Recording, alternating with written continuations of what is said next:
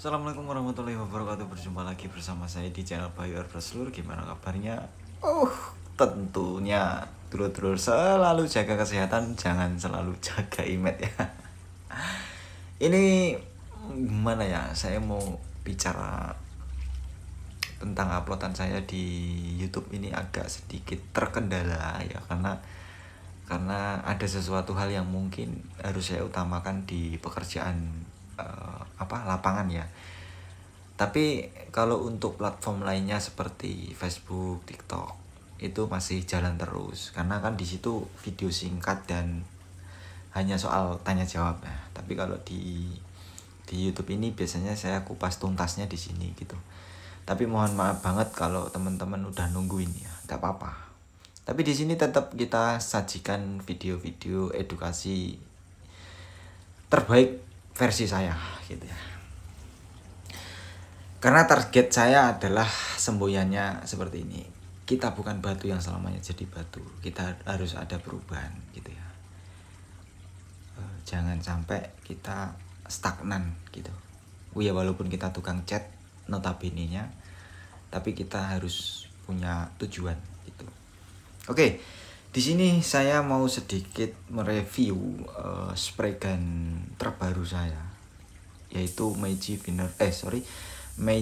F0 tipe C. Nah, di sini sebenarnya kemarin pengennya saya itu pakai Moxi ya, tapi di sini tetap kita praktekkan pakai Moxi. Tapi kalau secara dilihat dari bentuk pola pattern ini sebenarnya nggak cocok untuk Moxi, karena pola patternnya bentuknya lurus atau I. Jadi untuk menghasilkan thickness atau ketebalannya masih kurang, harusnya pakai yang model tipe O ya kalau untuk epoxy. Nanti di sini kita akan coba untuk kita aplikasikan, tetap paksa di epoxy sesuai dengan keinginan saya awalnya seperti itu. Tapi kalau untuk kedepannya mungkin ini untuk clear coat ataupun cat candy masih cocok, karena untuk pola patternnya di sini lurus ya, jadi cocok banget untuk dicat solid ataupun candy ataupun clear coat. Nah, di sini kita tes di semua jarak dan fokus dari pola pattern, dan kita lihat. Tapi di sini kesalahan saya adalah menggunakan panel yang memiliki daya resap tinggi. Jadi di sini saya itu bingung nyari panelnya. Harusnya ini panel harus di epoxy dulu harusnya, supaya nggak meresap. Jadi bisa melihat wet area dan partikel overspray yang dihasilkan oleh spray gun ini seperti apa dan atomisasinya seperti apa gitu. Tapi nanti next ke depannya tetap untuk panel ini kita siapkan untuk testing spray gun, tapi kita epoxy dulu supaya ketika kita mengaplikasikan ataupun mempraktekkan di panel ini itu nggak ngeresep ya. Jadi ini kelihatan banget kok mana hasil tembakan di situ mudah mulai mengering karena daya resapnya tinggi. Ini GRC ya, GRC atau dinding GRC partisi itu yang saya pakai gitu ya. Harusnya di cover dulu pakai epoxy gitu. Nah, di sini untuk hasilnya nanti saya perlihatkan untuk jarak-jarak dan untuk jarak dan lebar pola yang dihasilkan oleh F0 ini gitu. Nah, di sini untuk di jarak 10, 12, 15, 20 cm ya. Kita main di semua jarak yang rata-rata orang pakai, tapi yang jarang dipakai itu di 20 ya. Tapi di sini kita cuman hanya sekedar untuk melihat gitu. Nah, untuk hasilnya nanti untuk lebar polanya nanti kita juga hitung, dan untuk spraying tesnya bisa dilihat sendiri, atomisasinya sangat-sangatlah lembut ya. Tapi di sini karena kita pengen praktek epoxy ya, nanti kita lihat juga performanya seperti apa ketika dipakai epoxy. Untuk nozzle-nya sendiri ini 1.4 teman-teman, dan untuk konsumsi angin yang dibutuhkan, debit yang dibutuhkan oleh spray gun ini di sekitar 230 liter per menit itu. Dan spray gun ini sudah tidak diperjualbelikan lagi. Nah, makanya kenapa saya pengen nyoba gitu ya. Kalau teman-teman pengen, ya selain ini masih ada, masih ready banyak. Kalau untuk seri Meiji kita lengkap ya. Untuk di mulai dari 100 F110, F111, terus Finer Force, Finer Core, Finer Spot, ada semua di situ. Nah, di sini untuk masing-masing jarak di 10 cm, 18 cm, jarak 10 cm, 18 cm untuk pola patternnya. Terus untuk di 12 cm itu di 20 ya. Terus di 15 cm itu di 24 cm, dan di 20 cm itu di 30 cm. Lebar banget. Tapi kan nggak mungkin orang pakai di 20 cm, nanti malah overspray terlalu jauh gitu ya. Nah, di sini setelah ini nanti kita akan coba untuk praktekin seperti yang saya bilang. Tetap kita praktekin karena memang saya sempat ngomong di sosial media itu kita pengen coba di epoxy gitu ya.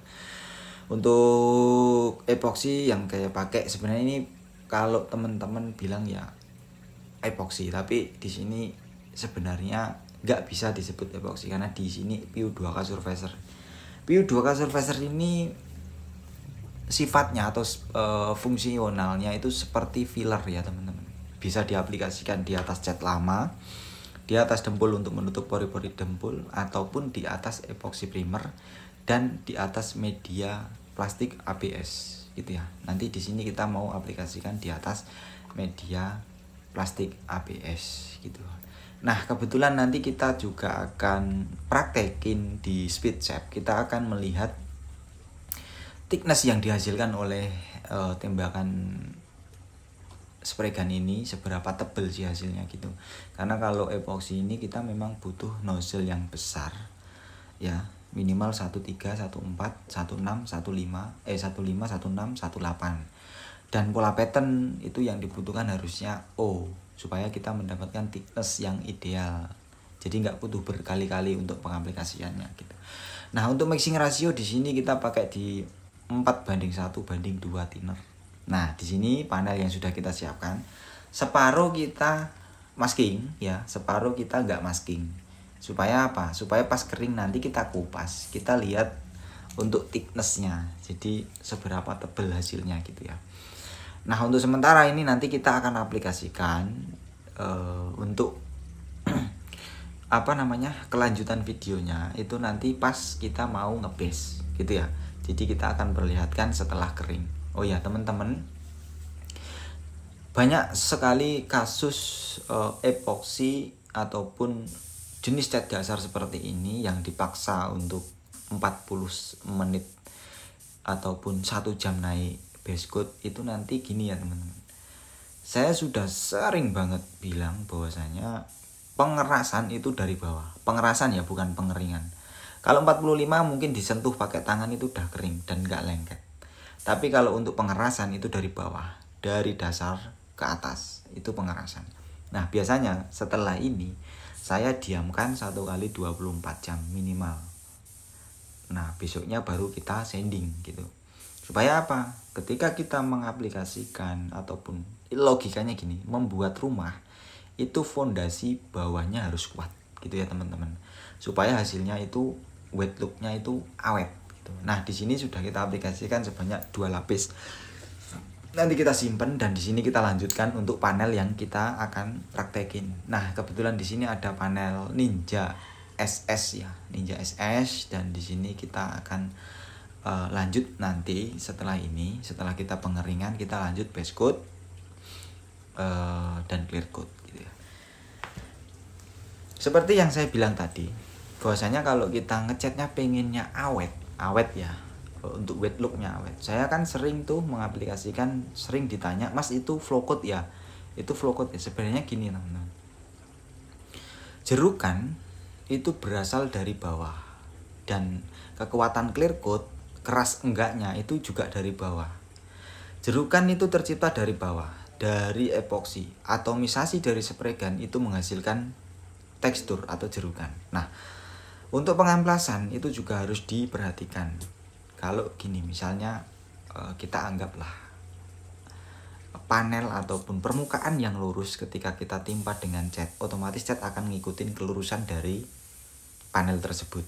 Tapi kalau panel atau permukaannya itu udah membentuk jerukan dan kita tidak kikis secara benar ataupun secara disiplin, nanti base coat itu akan ngikutin kontur yang di panelnya gitu ya. Pernah nggak teman-teman lihat bahwasanya base coat ketika diaplikasikan jebret gitu, apalagi mohon maaf kalau kita pakai cat NG yang notabene kita harus mengaplikasikan 3-4 lapis baru dapat warna ideal, itu sangat-sangat akan kelihatan banget jerukannya. Nanti ketika dipaksa nih ya, dipaksa clear jebret, otomatis jerukan itu akan kelihatan di bawah clear coat. Karena clear coat itu bentuknya transparan. Ya. Jadi pernah lihat gak ketika diaplikasikan kok jerukannya itu di bawah clear coat. Nah, dan clear coat juga akan mengikuti jerukan base coat yang diaplikasikan. Gitu. Nah, teman-teman, kalau untuk masalah flow coat atau enggak flow coat itu sebenarnya selera sih sebenarnya. Kalau saya pribadi, kalau misalnya kerjaan itu hanya satu warna dan tidak ada unsur lainnya, maksud saya unsur lainnya itu pembuatan grafis ataupun penempelan stiker yang ditanam, itu menurut saya kalau bisa saya nggak flow coat gitu ya, satu kali kerja gitu. Tapi kalau misalnya pembuatan grafis ya kita tergantung kebutuhan gitu. Kita harus meratakan grafis tersebut dan kita harus amplas, kita harus clear ulang gitu. Banyak teman-teman yang memiliki pemikiran bahwasanya kalau di flow coat itu bisa flat, itu nggak ada teman-teman.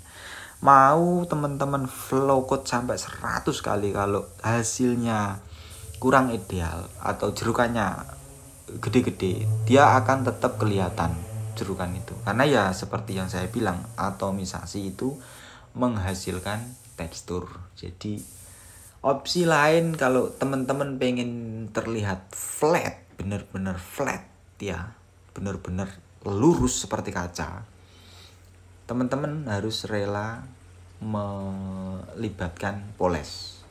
Dan jangan salah bahwasanya poles, kalau teman-teman asal moles, takutnya keluar dari bengkel kinclong setelah 3 bulan atau 3 minggu dipakai ngedrop.